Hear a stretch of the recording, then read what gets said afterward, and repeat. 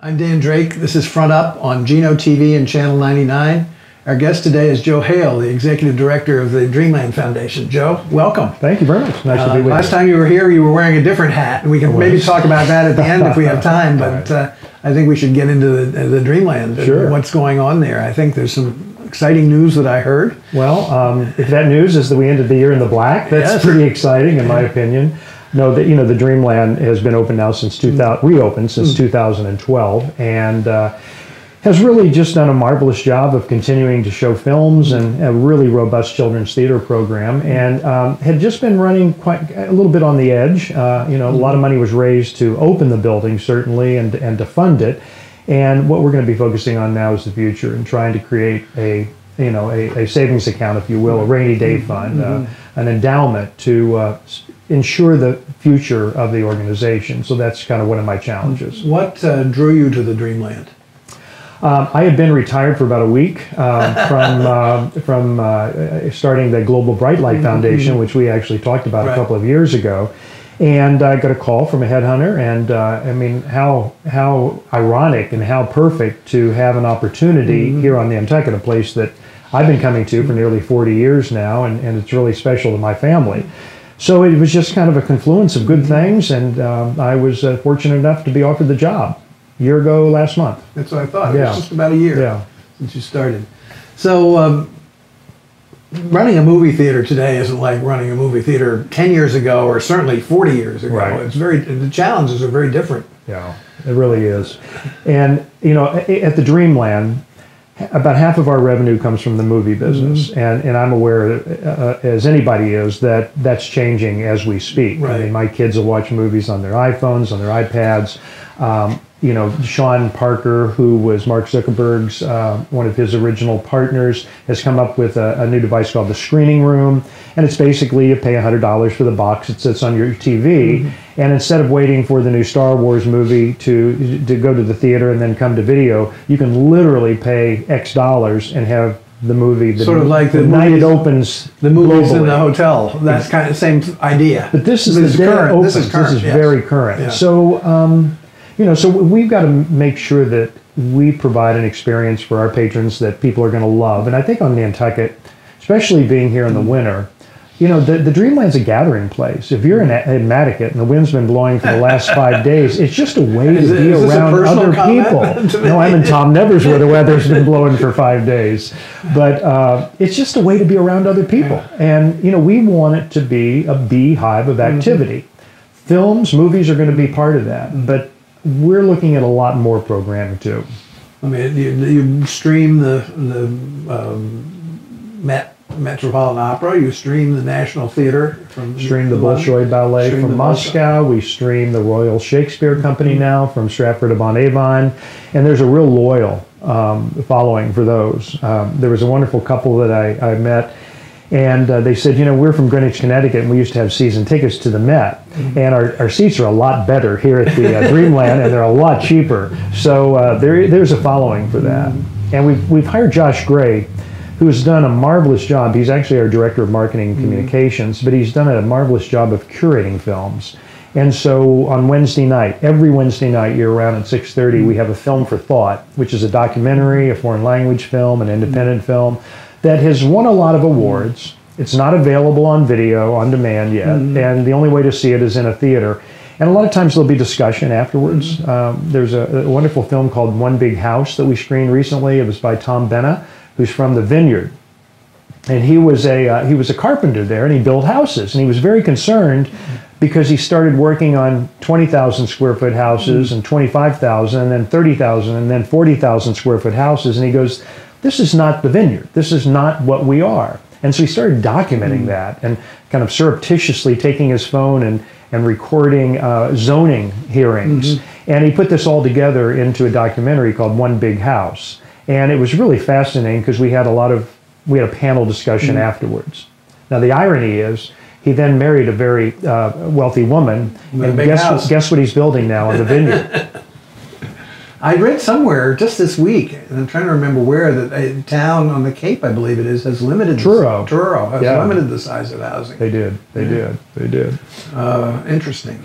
So the Film for Thought, the movie's part of what we're doing, Dan, but then we're also, my goal is to make the Dreamland a cultural center for Nantucket. Our mini version of Kennedy Center, Lincoln Center, or, the Bosch Center, I guess, in Boston now. And we've got children's theater, and we've recently hired Laura Gallagher Burns, who's run the theater program at the middle school, the public school. And Laura really wants to transform that into a year-round program. And so we've always done a big musical in the winter and a big musical in the summer.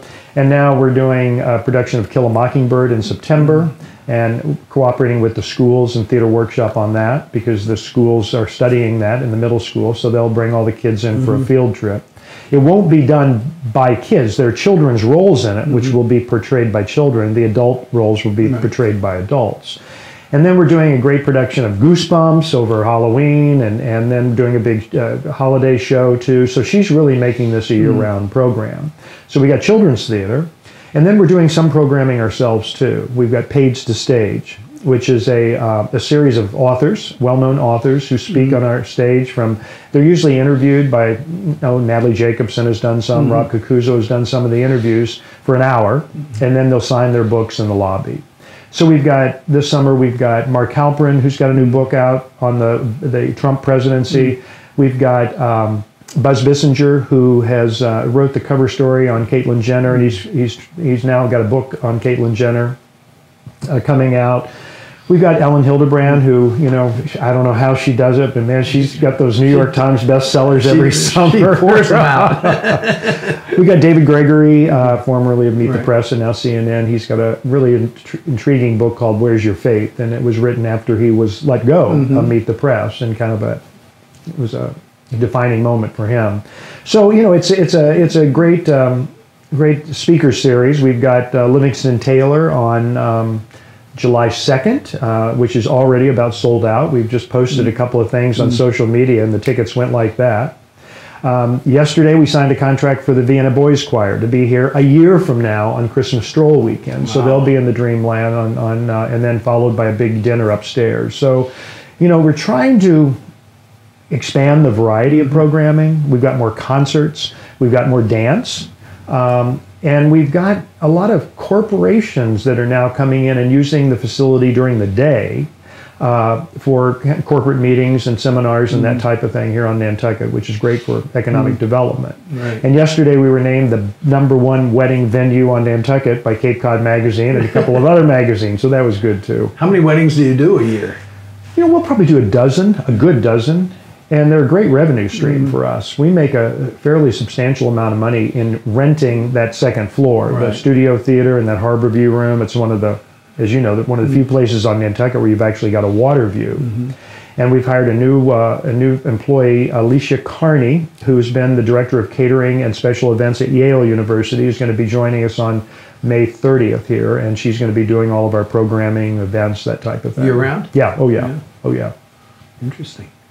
How are you dealing with the housing issue with somebody like that? Man, we've hired a technical director, Paul Mansfield. He's super. Came from Seattle. And I'll tell you, everybody in the office, we just started activating every network we had, and we found a place for him. His wife's joining him next month, and he found a place. So it's all word of mouth, I think. That's right, yeah. And just getting the word out. I mean, this woman who's moving from New Haven, she needs a place to stay in a month. So we'll see what we can do to help out. Well, it is a great experience to go there to a movie. It's I haven't had much time to do much else. Yeah.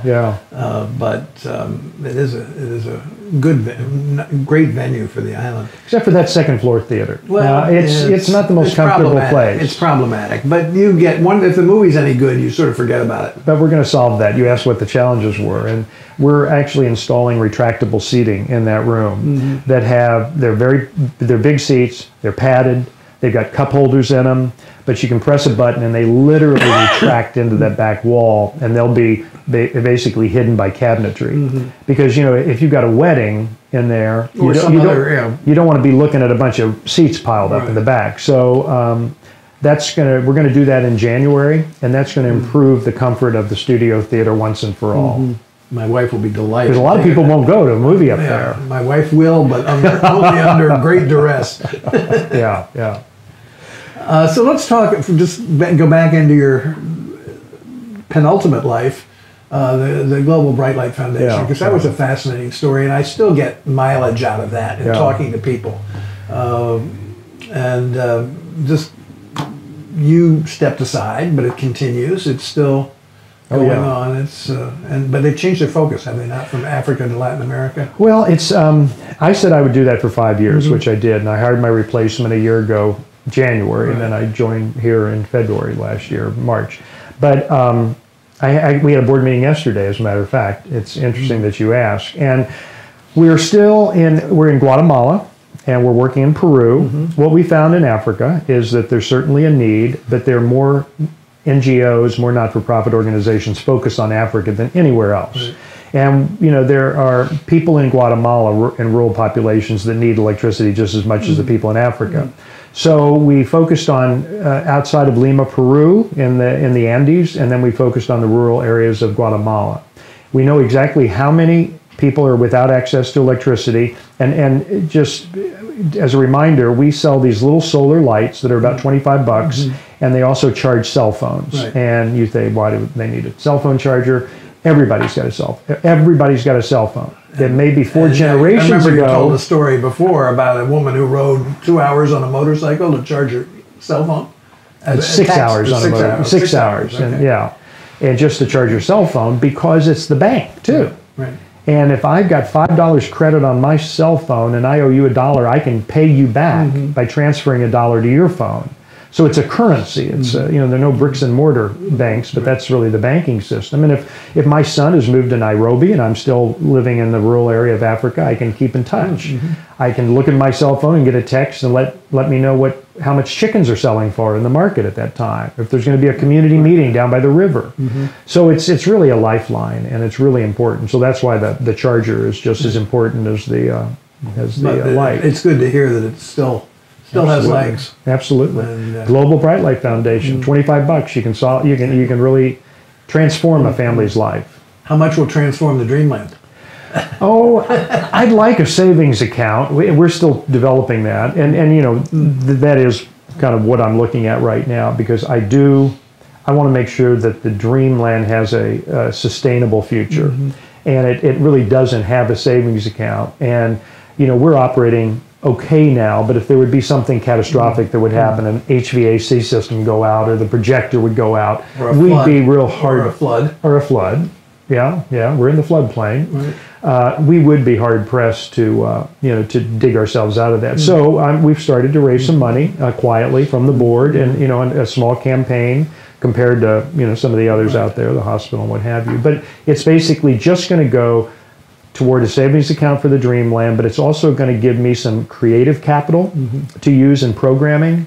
An example, last summer somebody called and said, Audra McDonald wants to come to Nantucket, and could she perform at the Dreamland?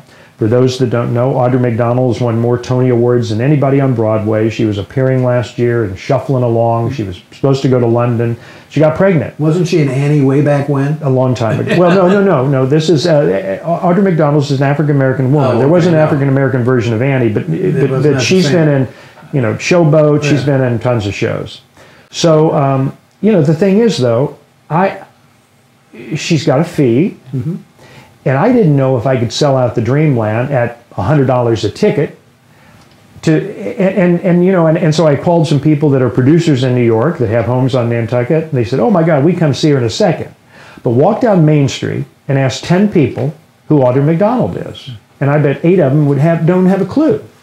You didn't either. So you're not going to spend $100 to go hear somebody you've never heard of. I probably could have sold it out. I think there's enough people, but I couldn't take that chance because I don't have the luxury of being able to lose money at the Dreamland right now.